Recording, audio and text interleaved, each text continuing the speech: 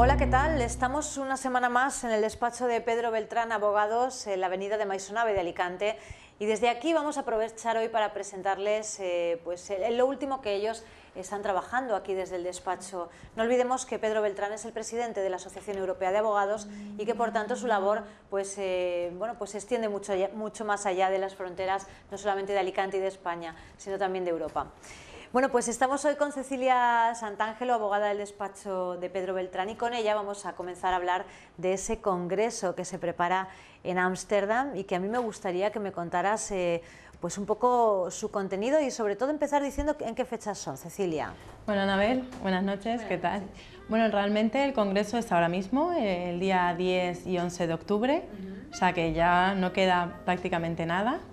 Y bueno, va a ser un congreso principalmente para los miembros de la Asociación Europea de Abogados, en donde se analizarán pues, términos actuales, o sea, de actualidad, tanto jurídicos como económicos. Claro. Comentarte que este es el 10º Congreso Internacional y el 20º Congreso en total.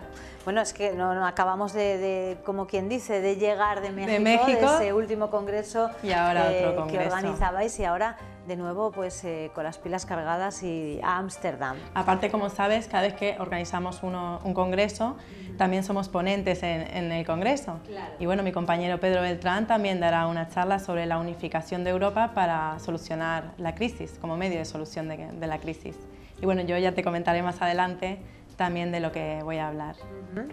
Bien, pues cuéntanos, Cecilia, ¿qué es la Asociación Europea de Abogados y qué utilidad tiene para sus socios y para sus clientes? Bueno, como te he comentado ya alguna vez, la Asociación Europea de Abogados es una red internacional de abogados. Ya contamos con 2.600 despachos en todos los países del mundo, en los 195 países del mundo. Y bueno, antes, no sé si recuerdas, que eran 2.500, pero se ha ido ampliando, se ha ido aumentando y ya son 2.600 despachos. Sí. ¿Por qué? Porque ya no solo tenemos en los principales países, en todos los países del mundo, sino que también en las principales ciudades. Entonces, claro, ya se expande más. Y en cuanto a lo que me has comentado, ¿qué utilidad tiene para los clientes? Bueno, realmente tener una conexión con todos los despachos del mundo es una gran utilidad, tanto porque vas a seguir paso a paso el procedimiento. Por ejemplo, si tú tienes un accidente en Alemania, te vas de vacaciones, ojalá no, pero bueno, ponle que tú tengas un accidente en Alemania y quieras seguir el procedimiento desde aquí. Entonces tú vienes a la oficina de aquí, de Alicante, y somos nosotros, y dices, mira, me ha pasado esto, ¿cómo podemos solventar este problema? Entonces nosotros contactamos con el despacho de Alemania y bueno, tú sigues paso a paso todo el trámite, todo el procedimiento. Aparte, sabes que cuentas con una profesionalidad detrás, un respaldo bastante importante. Claro. Cecilia, comentabas al inicio del programa que en estos congresos siempre vosotros sois ponentes, y tú una vez más vas a ser ponente en este congreso de Ámsterdam. ¿Nos puedes avanzar algo sobre tu ponencia, que me imagino que ya estarás preparando? Sí, bueno, ya sí, está preparada porque me gusta tenerlo todo bien atado. Sí. Y bueno, la verdad es un tema bastante interesante. Voy a hablar sobre la marca europea. Te voy a contar brevemente por aquí lo que va a tratar. Sí, tampoco lo desvelemos todo porque no, algo aparte no podría dejar. Porque es amplio y aquí el tiempo es breve. Bueno, entonces voy a hablar de la marca europea, ¿vale? Que la marca cuenta con una protección en los 28 países de la Unión Europea. Sí. No 27, sino 28, porque se ha incorporado Croacia recientemente. Ajá. Entonces tiene una validez, una protección de esta validez en los 28 países de la Unión Europea, ¿vale? Sí. Y la validez son 10 años, prorrogables de manera ilimitada por periodos de 10 años, ¿vale? El coste de este trámite es súper económico, sí. O sea, para 3 clasificaciones son 900 euros, y bueno, es una tramitación única. Claro. Entonces, bueno, facilita mucho más la protección de la marca. Ya que hablamos de marca, también hablaré del titular de la marca. ¿Qué derechos tiene el titular de la marca? Obviamente, claro, ¿vale? Que tiene un derecho exclusivo de uso, impidiendo a un tercero el uso de esa marca. Sí. Es decir, que si yo no le doy mi consentimiento para que comercialice o para que use esa marca, no puede utilizarla, no podría utilizarla. Ya que me han concedido la marca, también voy a explicar cómo mantener esta marca para que no caduque, que es otra de las cosas que explicaré. Claro. ¿Cómo mantener la marca? Es lo que te voy a explicar, te lo adelanto. Sí. Tienes que hacer un uso desde que se me da la concesión hasta los 5 años posteriores. Se tiene que hacer un uso de esa marca. Bueno, hablaré también de la nulidad y de la caducidad de la misma. Y para terminar voy a hablar de la UAMI y del Tribunal de Marca Comunitaria, ¿vale? Que hay mucha gente que lo confunde y en realidad no se puede confundir, son dos organismos diferentes, ¿vale? La UAMI es el organismo donde se registran las marcas, es decir, la UAMI decide si se inscribe esta marca o no. Sí. En cambio, el Tribunal de Marca Comunitaria es el tribunal donde se litigia los conflictos de infracción de la marca, es decir, si un tercero utiliza la marca sin mi consentimiento, es el Tribunal de Marca Comunitaria el que va a decidir si realmente se ha vulnerado o no mi derecho. Bien, pues una ponencia que promete ser muy interesante. Esperemos que Información TV también esté allí con vosotros como lo estamos siempre, y que así podamos contarle a nuestros telespectadores y podamos trasladarle pues todo lo que ocurra allí en Ámsterdam. Gracias, Cecilia. Muchas gracias a ti, Anabel.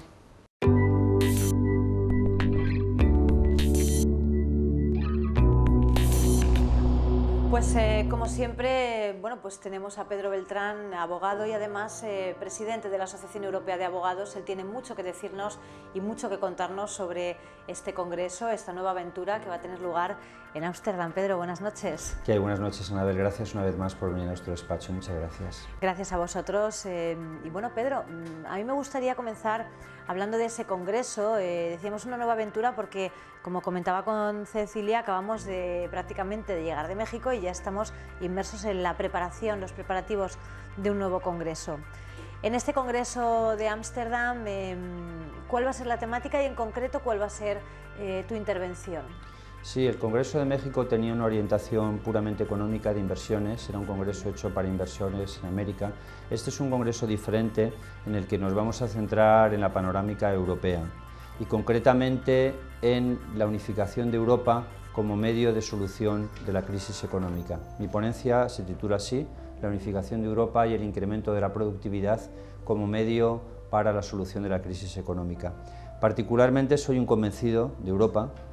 Me encanta la idea de Europa y, por supuesto, España está muy bien, pero creo que la solución a la crisis no pasa por menos Europa. La solución a la crisis pasa por una mayor unificación política y económica de Europa. Sé que hay muchas voces críticas en España, sé que hay muchas censuras del euro y demás, y a mí me gustaría que nos planteáramos en un ejercicio de política económica ficción qué ocurriría si en lugar del euro tuviéramos la peseta, otra vez, como proponen muchos. Lo primero que Pedro, perdona que te interrumpa, pero lo que estás comentando es la base de un intenso debate. Hay una gran división en este sentido, y no solamente en España, hay otros países también de Europa que se han planteado en los últimos tiempos dejar el euro, o países que nunca llegaron a entrar. Sí, es cierto, es un debate apasionante. Creo que todos los puntos de vista son respetables, por supuesto. Hay países que no entraron en el euro desde el principio, esto es verdad, y hay países que, a pesar de no haber entrado en el euro desde el principio, la economía no les ha ido mal. Eso es el argumento que se podría dar. Pero esos países que no han entrado son los países más fuertes de Europa. Es decir, no ha entrado el Reino Unido, tampoco ha entrado Dinamarca, y cada vez tenemos una división más entre la Europa del norte y la Europa del sur.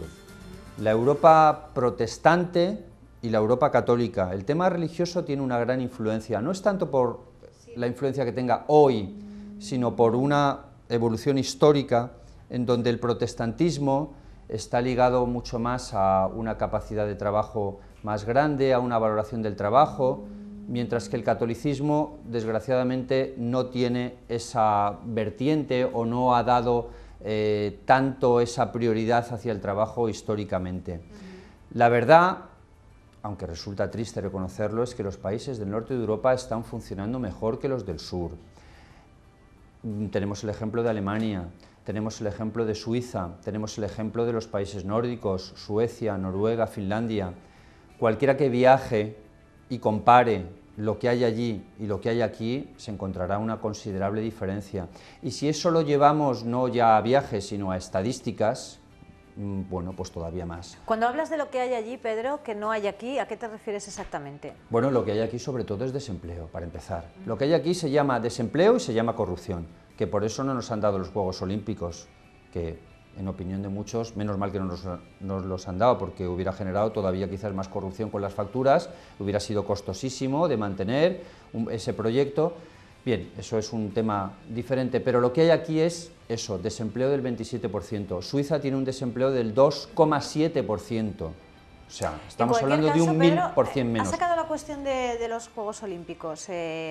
Bueno, pues ¿no sería un buen espaldarazo para la economía y para el empleo en España que se hubiera dado los Juegos Olímpicos a España? Porque muchos hablan de que el dárselo a Tokio ha sido una prueba, una demostración de confianza en una nación que está, pues, que ha salido de una catástrofe muy grande y que sigue amenazada por las secuelas de esa catástrofe. Y para muchos ha sido una prueba de confianza el que Tokio sea la sede. Bueno, pues quizá España hubiera necesitado también esa prueba de confianza y ese empujón a su economía. ¿Y nos lo merecemos con los políticos que tenemos? ¿Con el presidente del gobierno cobrando en dinero negro, con los escándalos de corrupción constantes que afectan tanto al PP como al PSOE, con las imputaciones de miembros del PSOE, expresidentes de la Junta de Andalucía, Griñán, Chávez, con todas las imputaciones de miembros del PP, que la lista se haría larguísima? No, yo creo sinceramente que España no se lo merece, porque los ciudadanos tampoco tenemos los políticos que nos merecemos. Los políticos que hay en este país son una absoluta desgracia. Y la corrupción que hay en este país es una absoluta desgracia y la imagen de España es pésima y por eso no nos han dado los Juegos Olímpicos. ¿Que Japón haya salido de una catástrofe? Bueno, una pequeña catástrofe, una catástrofe ecológica, pero la repercusión que ha tenido sobre la economía del país ha sido mínima. Desde luego los japoneses son más eficientes, más organizados y más trabajadores que los españoles. Dicho esto, con el matiz de que en España ahora se está trabajando mucho y se está trabajando bien, y eso lo demuestran las estadísticas de productividad recientes, que indican que la productividad en España ha crecido más del 11% y que estamos adelantando a muchos países de la Unión Europea trabajando. Pero el esfuerzo que estamos haciendo los españoles en trabajo, en sacrificio, en impuestos exageradísimos, no se compensa con la desgracia de políticos que padecemos. Ese es el problema y por eso no se nos han dado los Juegos, porque nos olvidamos que la corrupción está afectando a todas las esferas del país, empezando por la propia monarquía, que da asco. Y todas estas noticias, el préstamo a la infanta, últimas noticias de 1 millón de euros, del rey, que si le ha devuelto 100.000, que son cifras espeluznantes. Todas las noticias, los ciudadanos tienen la absoluta convicción de que los altos miembros del PP, incluido el presidente Rajoy y el expresidente Aznar, han cobrado en dinero negro. No es presentable que se borren las pruebas de los ordenadores, que se destruyan las agendas. Esas son cosas que además, cuando hablamos de diferencia entre norte y sur, ahí sí que hay una diferencia radical.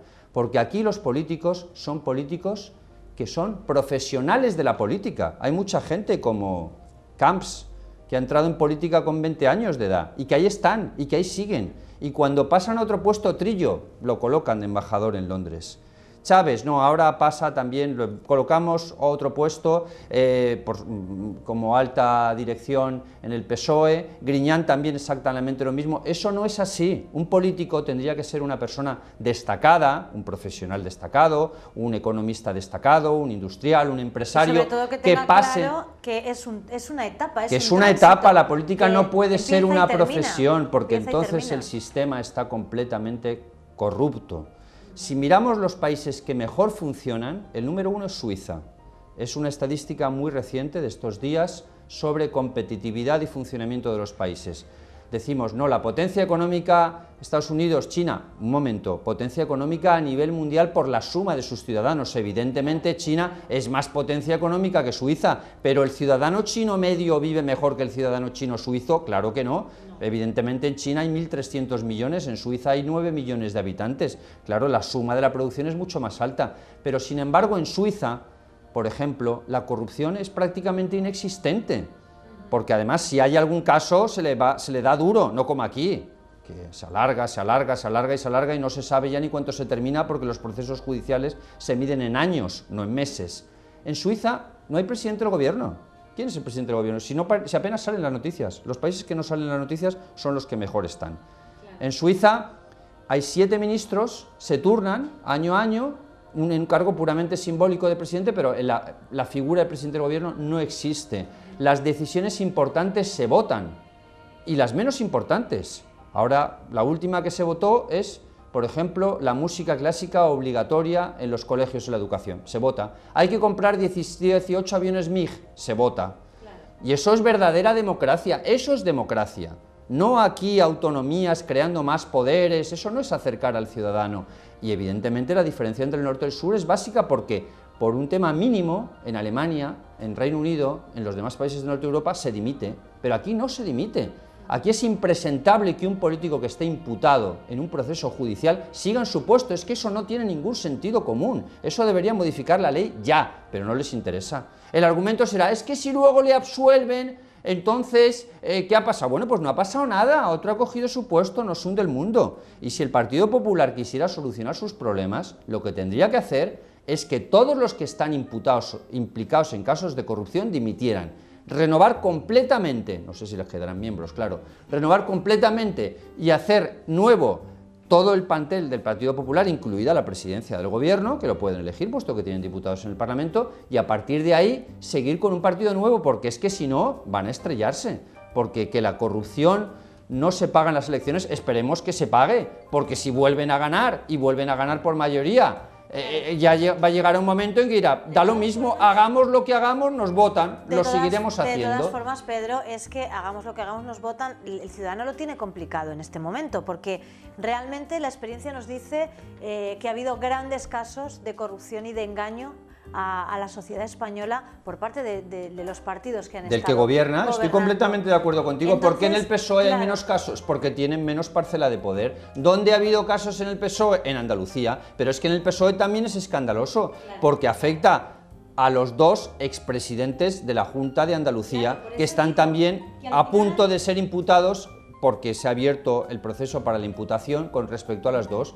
Bien, que a quién se vota, no lo sé, eso no le vamos a dar la solución tú y yo, ni tampoco... Lo que quiero decirte es que al final el ciudadano tiene la sensación de que, bueno, si el problema se solucionara quitando a un partido y poniendo a otro... Yo no he hablado de quitar partido, yo he hablado de que todos los políticos imputados... Tenemos la oportunidad de hacerlo cuando vienen las elecciones, pero es que el ciudadano tiene la sensación de que entre el que entre, el problema de la corrupción va a permanecer ahí. Y eso, como tú bien decías, se arregla pues legislando y poniendo, pues habilitando sanciones muchísimo más duras para quien... Se arregla claro, primero legislando. Primera, es que el gobierno no para de legislar, es un auténtico caos, porque además los abogados nos barren a nuevas leyes muchas veces mal redactadas, contradictorias, y es un mare magnum lo que crea el Boletín Oficial del Estado en este país. Pero no se legisla sobre lo que verdaderamente hace falta. Ahora aquí, ¿qué hace falta?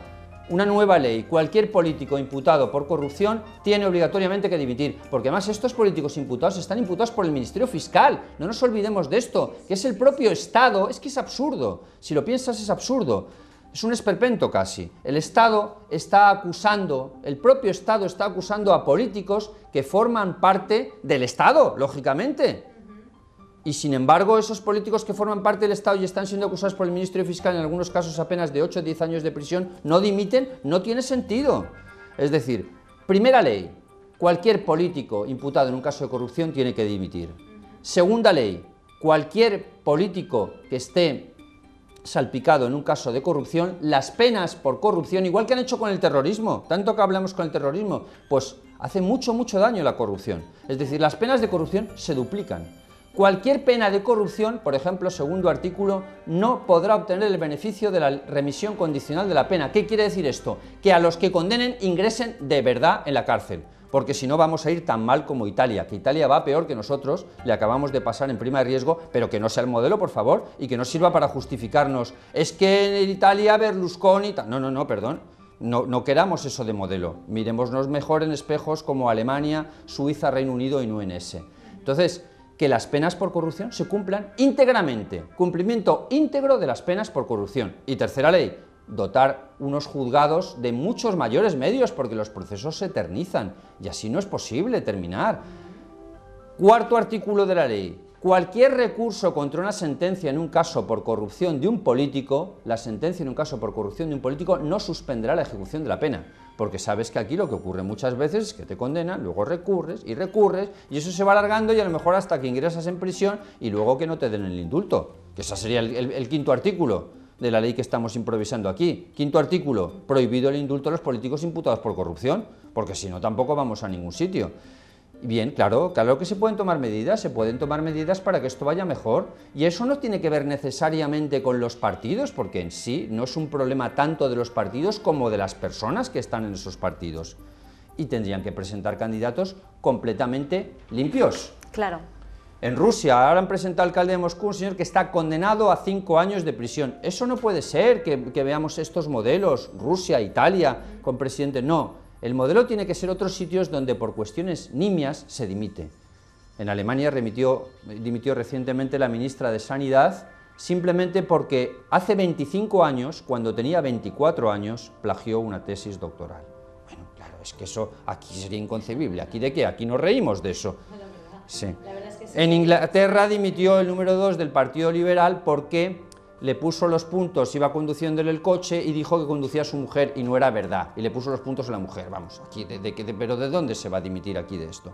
Aquí no dimite nadie porque además son profesionales de la política, con lo cual hay muchas estructuras que cambiar, y por eso cuanto más nos integremos en Europa, mejor, y cuanto las decisiones se adoptan por personas que sean competentes desde un punto de vista técnico, también será mejor. Comprendo que hay muchas cuestiones negativas en el mecanismo europeo que nos hemos trazado, pero las ventajas son muy superiores a los inconvenientes.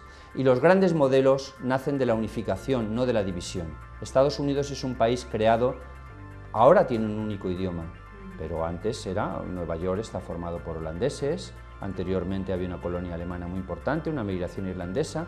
Eso se fueron unificando, nos compraron también a España por precios ridículos considerables porciones de territorio, en California, Texas, todo lo que era México se lo compraron a España, una gran parte de lo que era México, y ese país, bueno, pues ha conseguido estar muchísimo mejor que los de América del Sur, eso es indiscutible, habrá que ver por qué motivos también, lógicamente. Pedro, hablábamos antes de la imagen de España de cara al exterior, ¿no crees que en los últimos meses, quizá en el último año, ha mejorado un poco, al menos un poco? Porque por parte del resto de políticos, bueno, pues hace poco veíamos a Obama hablar estupendamente de la gestión que se está llevando a cabo en España y de los resultados que se están consiguiendo.